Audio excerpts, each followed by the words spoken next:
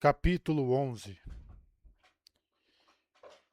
Yumi estava no local mais sombrio dos espíritos mortos. Essa era a única explicação para aquelas luzes estranhas e hostis que entravam pela janela. Não calorosas como o sol, mas frias e terríveis. Era a única explicação para o ar gelado, especialmente sob seus pés descalços. A porta batia e sacudia. Alguma fera estava lá fora. Não. Alguma força terrível do além-vida. Ela devia estar morta, mas, se era assim, por que estava tão faminta? Sentia como se estivesse há semanas sem comer. Seria outra parte da tortura? Teria. Teria ela sido levada para os céus gelados, onde as almas dos indignos vagavam? Estaria proibida de abraçar a terra cálida abaixo? Será. Será que ela era uma Yoki tão ruim assim? Teria falhado com os espíritos com tamanha gravidade? Ali perto, o herói gemeu. O herói, ele estava ali. A esperança aumentou. Seria aquilo parte da missão deles? Ela tinha ouvido histórias de muitos heróis que viajaram até o lugar dos espíritos frios e congelados. Tentou conter o terror e se obrigar a se sentir forte. Talvez fosse isso que os espíritos queriam. Talvez. Talvez ela não estivesse morta, mas no caminho certo? A batida na porta soou novamente, mais alto. Nicaro! Gritou uma voz do lado de fora. Abre essa porta! Que ótimo! Disse o herói de modo inferior. É o capataz, Yumi. Você vai precisar responder. Que? Perguntou ela, sua voz ficando esganiçada. Eu não posso tocar nas coisas, disse ele, provando o fato ao acenar com a mão através da mesa que ficava ao lado do estranho altar onde estivera deitado quando eles despertaram. Ele pareceu notar a confusão dela. Este é o meu quarto no meu mundo, Yumi. Como eu estava no seu, sabe? Seu mundo? Disse ela. Você vive na terra das almas congeladas? A terra no céu? É, mais ou menos.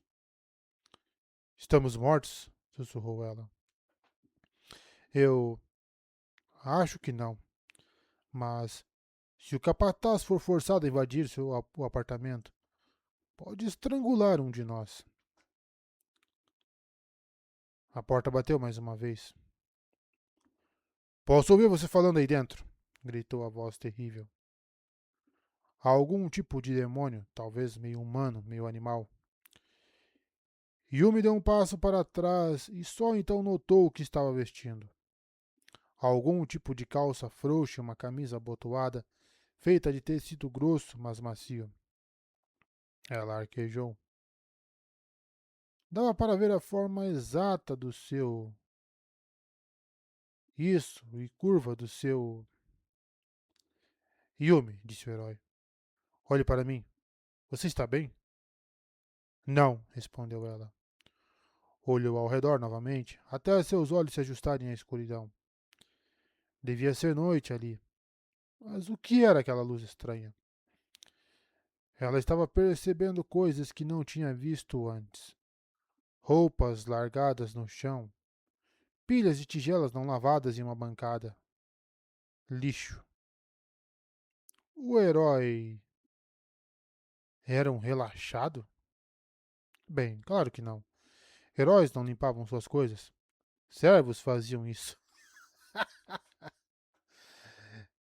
Então seus servos se tornaram descuidados na sua ausência. Aquela era uma sala pequena. Certamente não era seu único aposento. Ela se inclinou para a janela e olhou para fora, vendo um céu escuro e intimidante. Nenhuma estrela visível. Um sinistro nada acima que parecia ansioso para engoli-la. Mas ela estava em algum tipo de edifício grande. Um palácio? Certamente era maior do que qualquer outro edifício onde já estivera. Mas a rua estava cheia deles. Uma dúzia ou mais de palácios em uma fileira, mais altos do que a erupção de um poço de vapor.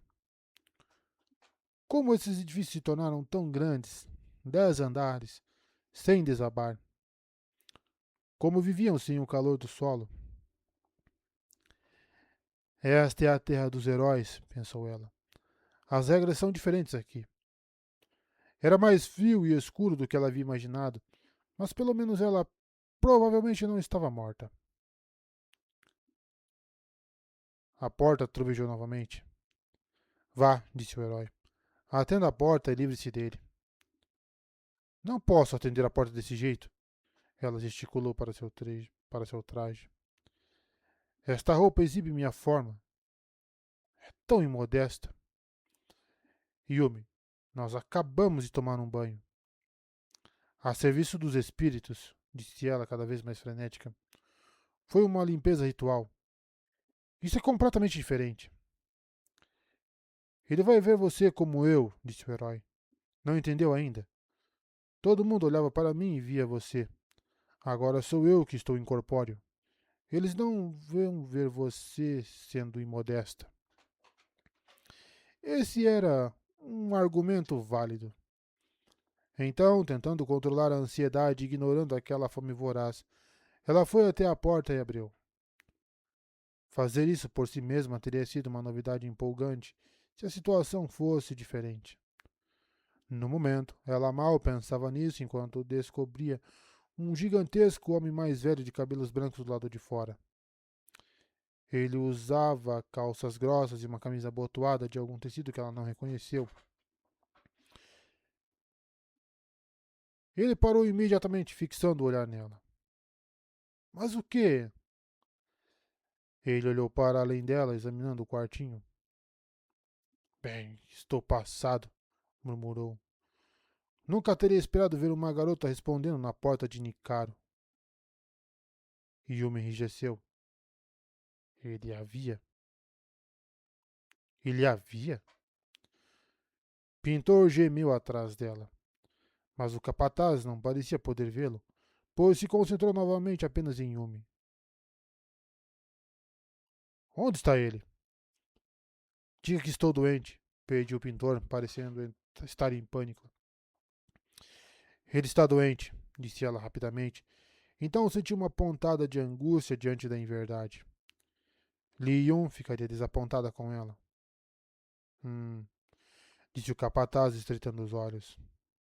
Você. Está tudo certo? Tudo bem aqui? Eu. Então ela respirou fundo e fez uma profunda mesura ritual de conciliação. Ó grande ser dos céus gelados, perdoe qualquer descuido ou ofensa que eu possa ter causado. Não foi minha intenção. Por favor, peça a mim o que desejar. Farei tudo em meu poder para que seja fornecido a você. Ah, ah. O capataz deslocou o peso do corpo de um pé para outro. Bem, só faça ele se apresentar, ok? Ele não cumpriu seu turno ontem, já estamos com uma equipe pequena. Ele devia ter mandado notícia se estivesse doente. Cuidarei para que essa mensagem seja entregue com a devida sobriedade e coragem, sussurrou Yumi, curvando-se ainda mais baixo. Por favor, vá com a bênção dos espíritos e encontre paz na sua vida. Obrigado, murmurou ele, soando encabulado. Espere, disse Pintor, parando ao lado dela. Você precisa dizer algo importante para ele. Repita isso. Pintor disse que viu um pesadelo estável e, apesar de estar doente, é tão diligente no trabalho que está caçando mais informações. Ele queria que eu informasse que isso é uma emergência e que você deve mandar chamar a guarda dos sonhos. Ela repetiu as palavras exatamente como foram ditas e olhou para cima, ainda curvada. O capataz franziu profundamente o senho. Ele disse isso? Perguntou o homem. Sim, disse ela. Eu juro. Ela se ajoelhou e tocou a testa no chão em uma solene consumação das palavras. Mas que troço chato. Ah, certo. Tudo bem então, disse o capataz. Então partiu pesadamente pelo corredor. Obrigado, disse Pintor com um alívio evidente na voz. Isso está resolvido, pelo menos. Posso parar de me preocupar. Yumi ficou de pé, olhando pelo corredor enquanto o capataz desaparecia. Ela sentiu que estava corando com o calor de 1000 pedras. Um homem a vira. Daquele jeito. Não apenas usando o que quer que ela estivesse usando, mas também com o cabelo despenteado. Ela deveria representar os espíritos de todas as maneiras, mas naquele estado teria dificuldade em representar uma pilha de poeira. Isso foi estranho, disse o herói, perambulando pela sala. Por que ele viu você, Yumi? Nada disso faz sentido. Yumi foi fechar a porta, mas então uma porta bem em frente, do outro lado do corredor, se abriu. E uma deusa saiu dali, vestindo praticamente nada. Sua saia terminava no meio das coxas e era feita de algum tipo de tecido preto brilhante. Sua camisa era fina e decotada, expondo a profundidade do peito.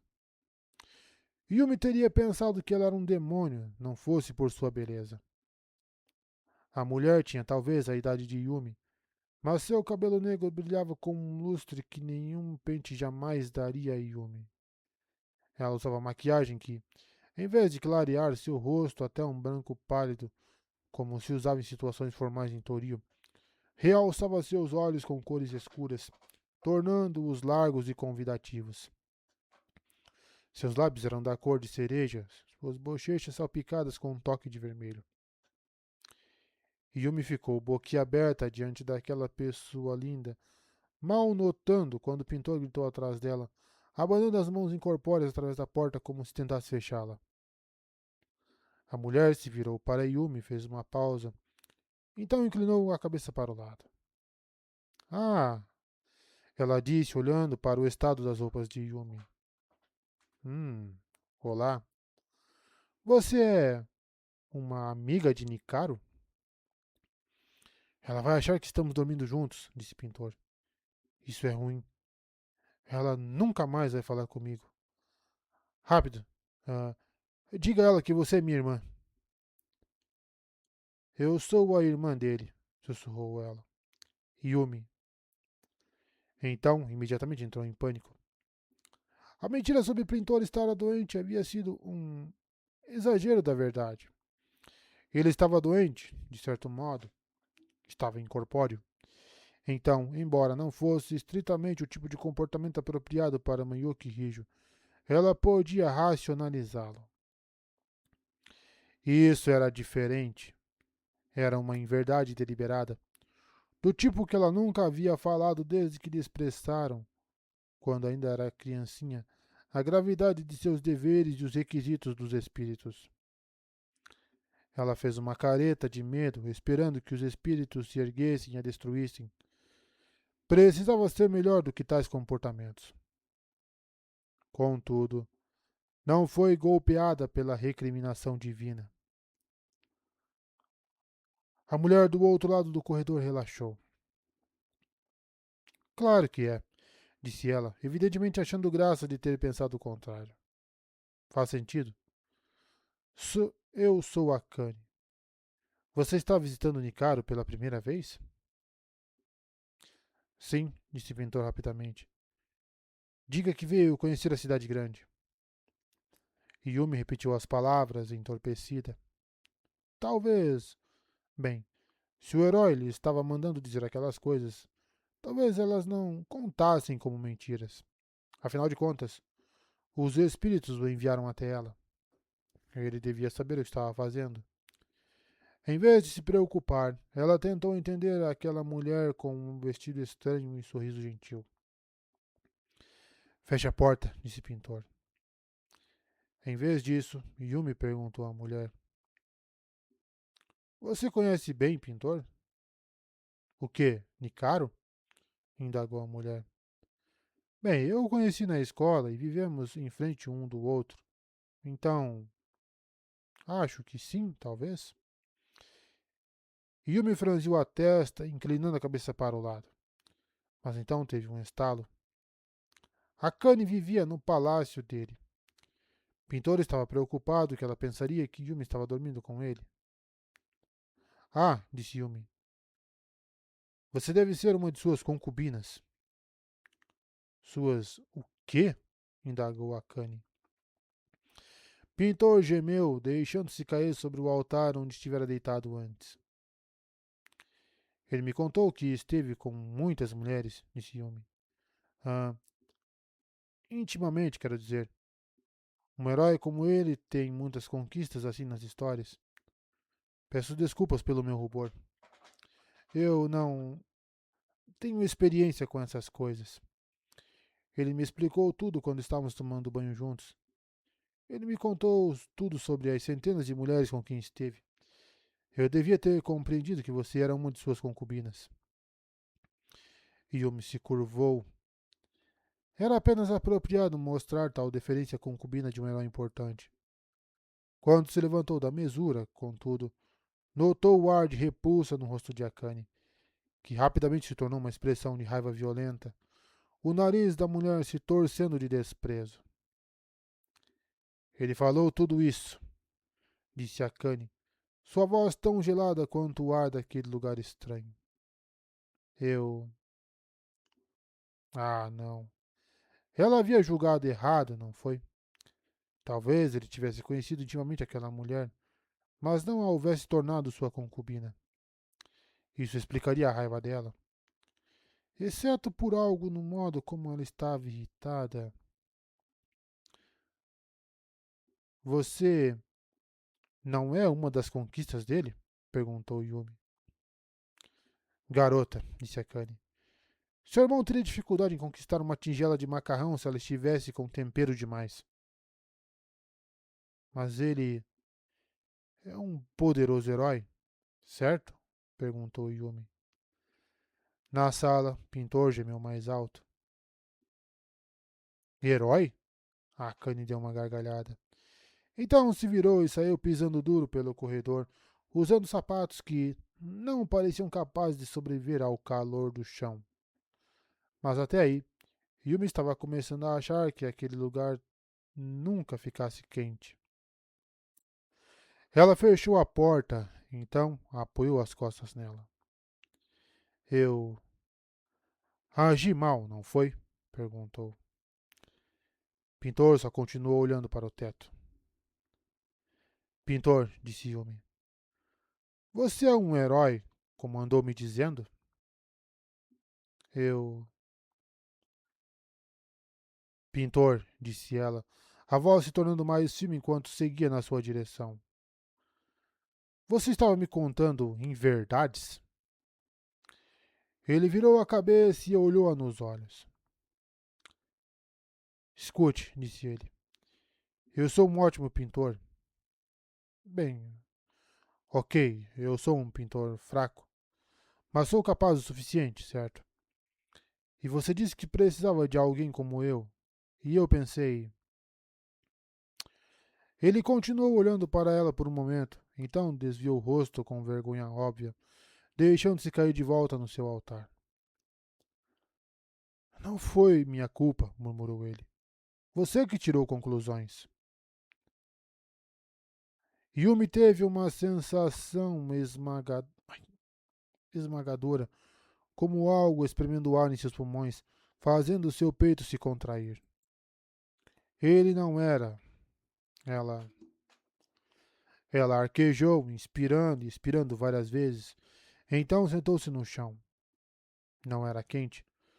Como eles viviam sem calor por baixo para sustentá-los? O que eu devia fazer? Quis saber Pintor. Voltei para a casa do trabalho e, no instante seguinte, estava no seu mundo, no seu corpo. E você estava ali pedindo ajuda. E eu me considero meio heróico, sabe? Então. Você mentiu, disse ela. Você mentiu. E agora? Agora eu não faço ideia do que está acontecendo. Pensei que os espíritos tivessem enviado você para mim e que você sabia o que fazer. E ela voltou a olhar para ele.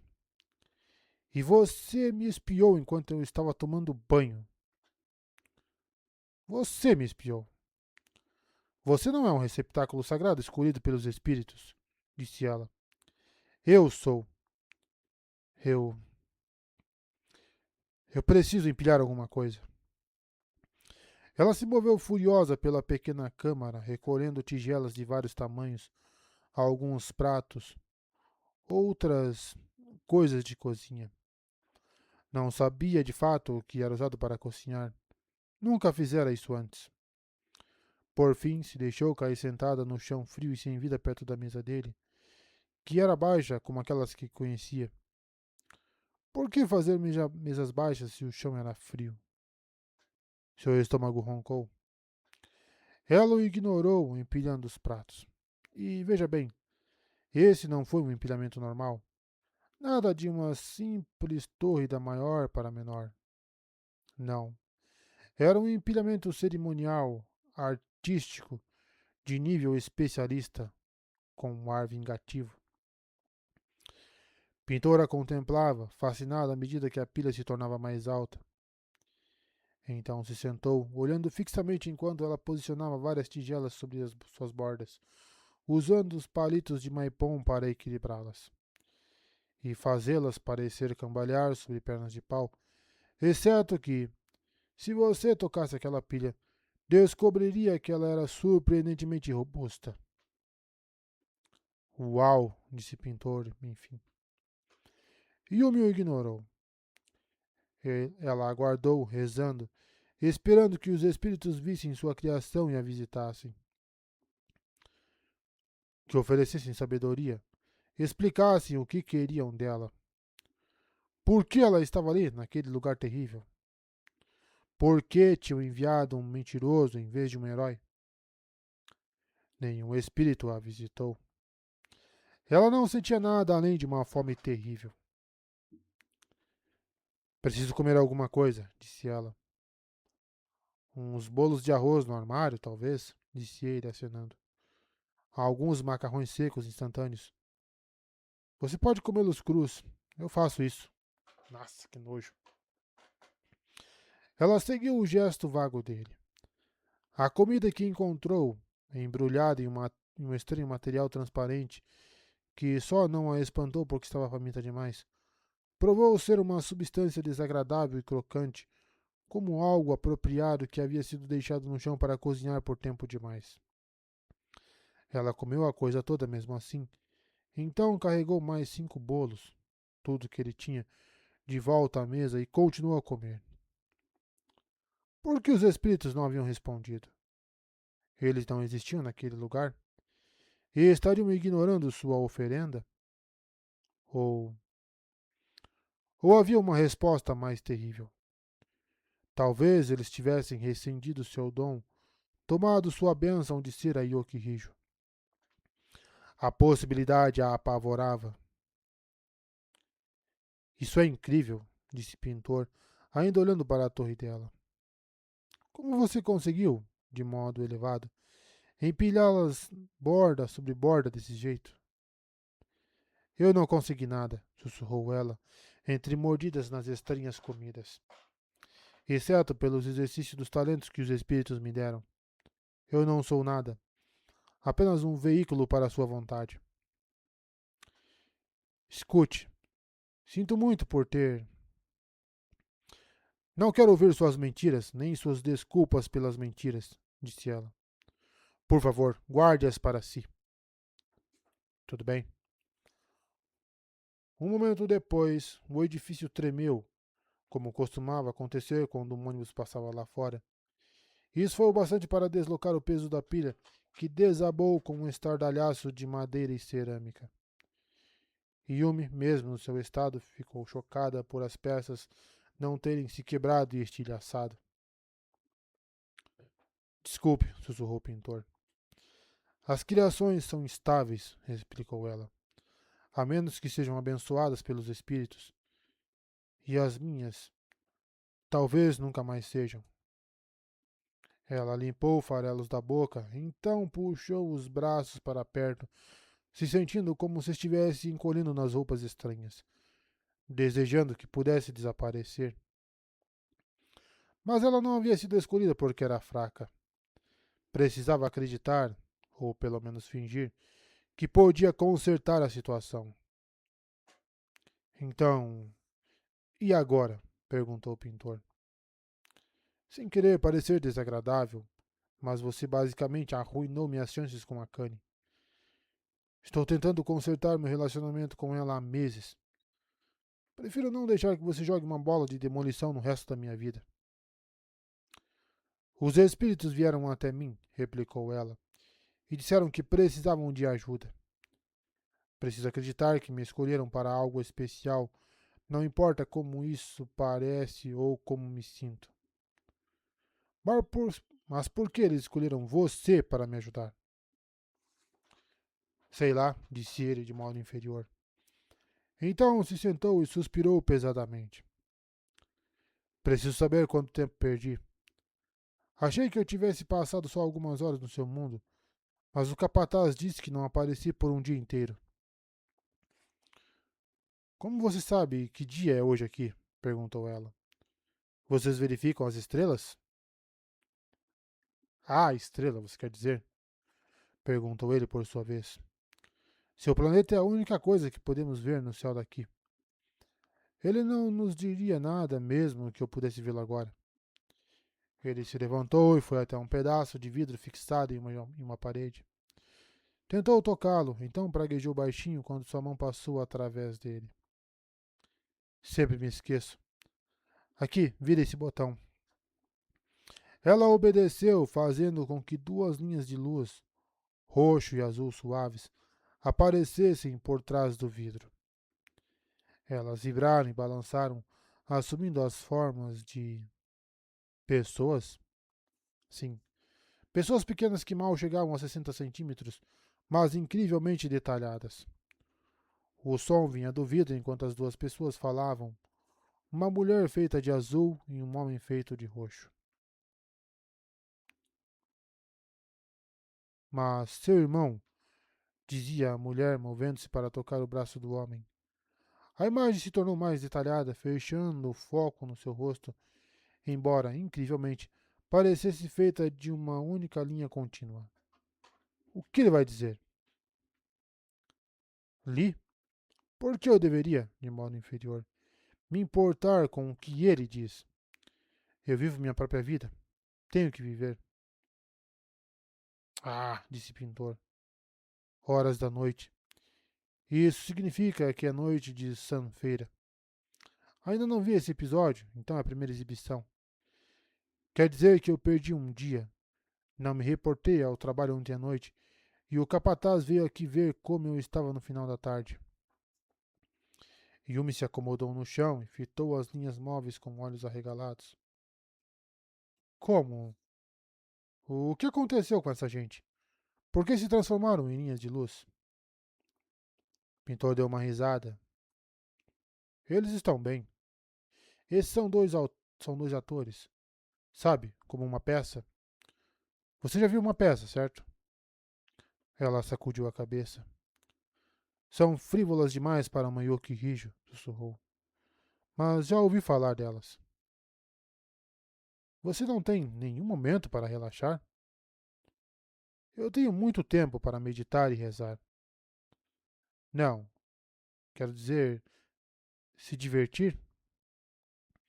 Se eu desperdiçar meu tempo me divertindo, as pessoas vão passar fome, disse ela, ainda assistindo às duas figuras feitas de luz. Como os atores estão fazendo isso? Eles estão de pé em outro lugar, explicou o pintor, e sendo projetados nas linhas de íon. Ah, eu não sei como isso funciona. Meio que como uma fotografia, talvez? Ela olhou para ele sem entender. Certo, falou ele. Acho que vocês não têm isso. Só imagine um par de pessoas de pé em uma sala em algum lugar interpretando essa peça. E essas linhas imitam as ações que eles estão fazendo. Qualquer pessoa na cidade com uma Ion Visão pode assistir. É isso que é o vidro? Uma Ion Visão? Não. O visualizador está nessas caixas ao lado, que manipulam a forma das linhas. O vidro é para impedir que você toque o íon. Ela assentiu distraidamente, hipnotizada. A peça, descobriu, era sobre um homem que havia acordado certo dia sem memórias. Isso era importante porque ele era o único que sabia a localização de um fantástico tesouro. Mas a história não parecia ser sobre o tesouro. Era sobre um monte de pessoas tentando persuadir o homem que eram suas boas amigas, e sobre o homem tentando juntar os fragmentos de quem ele havia sido e descobrindo, pouco a pouco, quem era realmente um aliado e quem estava mentindo. Ela sabia que deveria estar fazendo alguma outra coisa, meditando, no mínimo, mas por algum motivo a história parecia conectada a ela. O homem com uma vida em branco. Tudo que ele tentava fazer era novo. Ela estava tão cansada, sobrecarregada. Havia algo incrivelmente terapêutico em se sentar, embrulhado em um cobertor, e assistir os problemas de outra pessoa por algum tempo. Quando a história acabou, ela arquejou baixinho. Não pode terminar aí, disse ela. O que está no cofre? É sempre assim, disse o pintor. Toda vez. O episódio termina logo antes de revelar alguma coisa importante ou interessante. Acho que eles querem obrigar você a assistir ao próximo. Nós temos que assistir, disse ela. Quando vai ser? Esse é semanal, respondeu ele. Alguns são diários, outros passam dia sim, dia não. E agora temos uma a cada 2 anos. Nesse caso, os atores têm outras obrigações, então eles só podem fazer isso de vez em quando. Uma semana inteira? Os espíritos certamente a estavam punindo. Yumi puxou o cobertor para mais perto, tentando permanecer aquecida. Talvez fosse melhor assim. Ela não seria distraída pela história, exceto que as linhas passaram a vibrar novamente e a gerar novas formas. Está voltando, exclamou ela. Esse é o programa seguinte, observou ele. Estações do Arrependimento. É um dos melhores. Outro programa? Quantos existem? Um diferente a cada hora, disse ele. O dia todo.